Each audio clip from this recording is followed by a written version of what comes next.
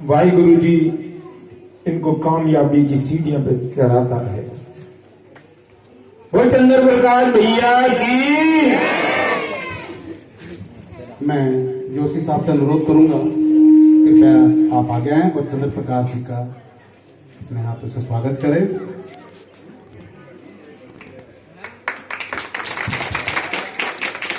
धन्यवाद। चंद्र प्रकाश जी अपने विचार रखें। सबसे पहले तो संतोष अग्रवाल जी के लिए, गुलजारी जी के लिए, संजय जी के लिए एक बार जोरदार ताली हो जाए, जोरदार ताली। देखिए मैं तो एक काउंसलर हूं और 15 वर्षों से लगातार आप लोगों के क्षेत्र में मुझे मौका मिल रहा है आप लोगों की सेवा करने का और आप लोगों से जुड़े रहने का, ये आशीर्वाद प्यार मिल रहा है।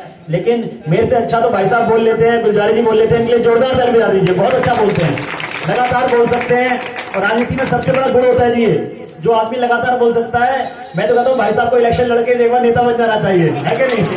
लगातार बोलने की क्षमता रखते हैं। मैं जिंदगी में इलेक्शन लड़ने के तो नहीं सोचा, ना मैं लड़ूंगा, क्योंकि ऑलरेडी जो है मैं जाओ माइक। देखिए बहुत अच्छे अच्छे लोगों को देखा माइक पकड़ते ही होपलेस हो जाते हैं जी। माइक पकड़ना आसान बात नहीं है, आपको लगता होगा माइक पे बोलना, जैसे कोई माइक पकड़ा दो बोलने वाला आदमी सोचता है बोलूं क्या, सब कुछ दिमाग से निकल जाता है जो चल रहा होता है। और ये लगातार बोल लेते हैं, बहुत अच्छा गुण है और मैं इनकी बड़ी तारीफ करता हूँ, क्योंकि मैं समझता हूँ कि जब मैंने राजनीति में पहला इलेक्शन लड़ा था, मुझे कोई माइक पकड़ाता था, बोलता था भाई तू बोल ले, मेरे से नहीं बोला जाएगा। जब पहला चुनाव लड़ा, अचानक लड़ने का मौका मिला तो मेरे को बोलना भी नहीं आता था। तो बहुत अच्छा बोलते हैं, मैं पूरी टीम का बहुत बहुत धन्यवाद करता हूँ। देखिए आज का जो पर्व है, आज का जो दिन है, क्योंकि मैं समझ रहा हूँ जो मुख्य बातें हैं सारी की सारी भाई साहब ने बोल दी, शायद कुछ छोड़ा नहीं होगा। आज के दिन के बारे में लगभग सब कुछ बोल दिया, लेकिन कुछ बातें मुझे लगता है कि मेरे मन में है, मैं आपको जरूर शेयर करूंगा। 5 मिनट केवल आपके लूंगा। देखिए आज हमारा जो देश है वो सुरक्षित नहीं है।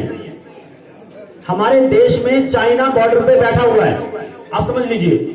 चाइना ने हमारी कुछ जमीन पे कब्जा भी कर लिया है और लगातार अभी तक हटा नहीं है जी बॉर्डर पर, हमारे अपनी सेना लेके बैठा हुआ है। और आपको पता होगा कि चाइना के पास हिंदुस्तान से ज्यादा ताकत है, आर्मी उसकी ज्यादा ताकतवर है, ज्यादा पैसा है, ज्यादा संसाधन है चाइना के पास।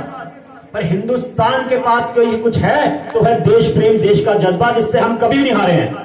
आप याद कर लीजिए, अंग्रेजों के पास बहुत ताकत थी, लेकिन हिंदुस्तान ने उनको भगा दिया था यहां से।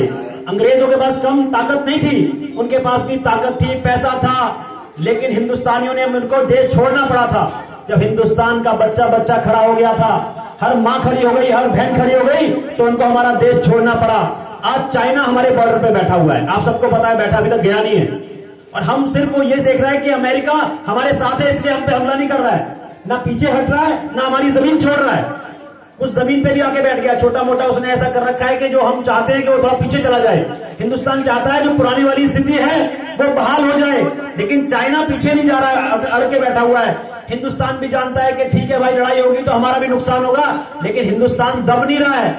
हिंदुस्तान पूरी सेना लेके तैयार खड़ा है कि तू आजा, कर ले दो हाथ, क्योंकि ऐसे हर गली में, मोहल्ले में ऐसे मेरे बच्चे बैठे हैं, ऐसे वीर बैठे हैं, ऐसी माएं बैठी हैं, ऐसी बहनें बैठी हैं। अगर देश पे आ जाएगी तो अपनी जान देके भी देश को रक्षा करेगी, हम सब जानते हैं।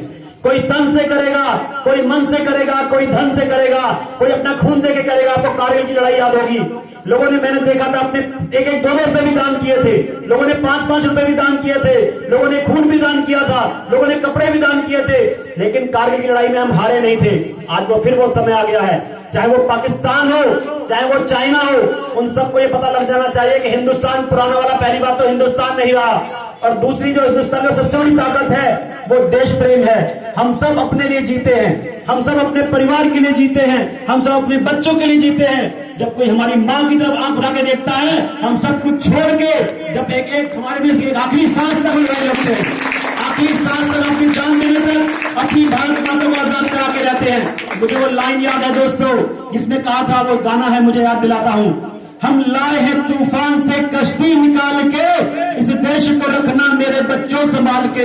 तो हमारे पूर्वजों ने तो अपना काम कर दिया, अपनी जान देके हमें आजादी दे दी, अब इसे रक्षा करने की जिम्मेदारी हम सब की है, सारे भारतवासियों की है। तो दोस्तों आज के दिन इस मन से हम सब ये प्रण करें, चाहे हम कुछ भी करते हैं, हम कोई भी रोजगार करते हैं, हम कोई भी काम करते हैं, अगर हमारी भारत माता की तरफ कोई आंख उठा के देखेगा, अपनी जान देके अपनी भारत माता की रक्षा करेंगे और अपने आने वाली पीढ़ी को गुलाम देश नहीं देके जाएंगे। तो दोस्तों, इन्हीं शब्दों के साथ मैं अपनी वाणी को विराम देता हूं। मुझे बुलाया, बोलने का मौका दिया आप सबको इस आज के दिन की बहुत बहुत शुभकामनाएं। मेरे साथ सारे बोलेंगे, भारत माता की इंकलाब, वंदे वंदे। बहुत बहुत धन्यवाद। जय हिंद, जय भारत।